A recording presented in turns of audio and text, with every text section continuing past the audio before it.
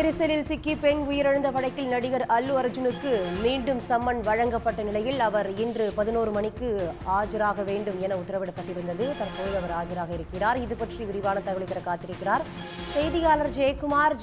விவரங்கள்.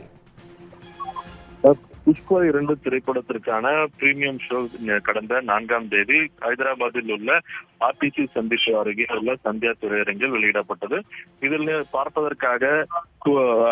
பார்ப்பதற்காக முதல் காட்சியில் ரசிகர்களின் வரவேற்பு எப்படி இருக்கிறது என்பதை பார்ப்பதற்கு அல்லு அர்ஜுன் தியேட்டருக்கு வந்திருந்தார். இந்த அல்லு அர்ஜுன் வருவதற்கு போலீசார் அனுமதி மறுக்கப்பட்டிருந்த நிலையில் அனுமதி மறுத்திருந்தாலும் அல்லு அர்ஜுன் தியேட்டருக்கு வந்து படம் பார்ப்பதற்காக வந்தார். அப்போது ஏற்பட்ட கூட்ட நெரிசலில் ரேவதி என்ற பெண் வந்து உயிரிழந்த நிலையில் அவரது மகன் ஸ்ரீதேவி தொடர்ந்து மருத்துவமனையில் 15 நாட்களுக்கு மேலாகியும் தொடர்ந்து மருத்துவமனையில் சிகிச்சை பெற்று வருகிறார். இது சம்பந்தமாக சிக்கட்டப்பள்ளி போலீசார் வழக்கு பதிவு செய்து 10 பேரை கைது செய்தனர். அதில் வந்து அல்லு அர்ஜுனும் வந்து அவரையும் வந்து போலீசார் கைது செய்து சிறையில் அடைத்தனர். அதன் பிறகு உயர்நீதிமன்றம் அவருக்கு இடைக்கால ஜாமீன் வழங்கியதை அடுத்து அவர் வெளியே வந்தார்.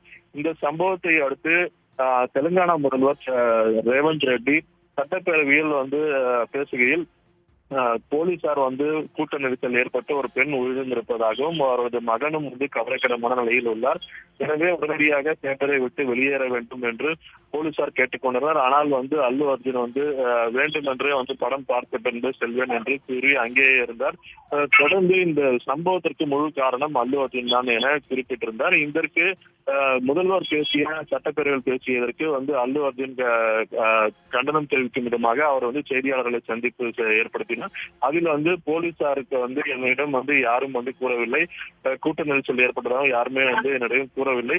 மறுநாள் காலையிலேயே வந்து அந்த ஒரு பெண் இறந்திருப்பதும் அவருடைய மகன் வந்து சிகிச்சையில் இருப்பதும் வந்து தெரிய வந்தது என தெரிவித்திருந்தார்.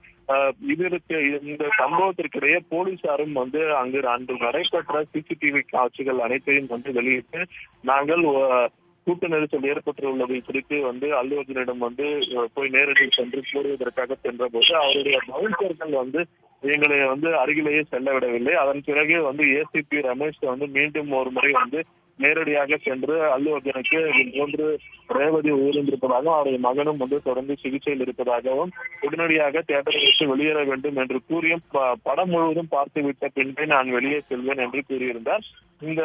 இந்த காட்சிகள் மற்றும் பவுன்சர்கள் தள்ளிவிட்டதில் கூட்ட நெரிசல் ஏற்பட்டதில் ரேவதி அவருடைய மகனுடன் சென்று காயமடைந்த காட்சிகள், அவரை மீட்டு மருத்துவமனையில் சேர்க்கப்பட்ட காட்சிகள் அனைத்தையும் வந்து போலீசார் வெளியிட்டிருந்தனர். இதற்கிடையே அல்லு அர்ஜுனுக்கு நிபந்தனையுடன் கூடிய ஜாமீன் வழங்கப்பட்டிருந்தது.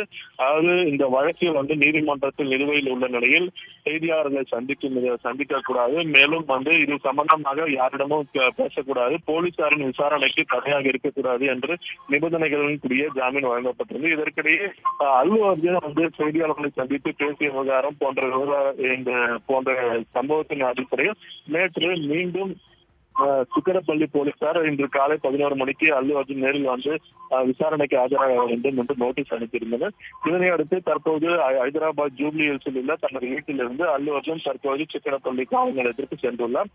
தொடர்ந்து இந்த விசாரணை எவ்வாறு மேற்கொள்ளப்படும், எவ்வளவு நேரம் மேற்கொள்ளப்படும், இந்த விசாரணைக்கு பிறகு மீண்டும் அவர் வேறொரு வழக்கில் ஏதாவது கைது செய்வதற்கான வாய்ப்புகள் உள்ளதா என்பது இன்னும் சில மணி நேரங்கள் தெரிய வரும். ஜெயக்குமார், தற்போதைய விவரங்களுக்கு நன்றி. உடனுக்குடன் செய்திகளை தெரிந்து கொள்ள சன் நியூஸ் பெல் ஐகானை கிளிக் பண்ணுங்க.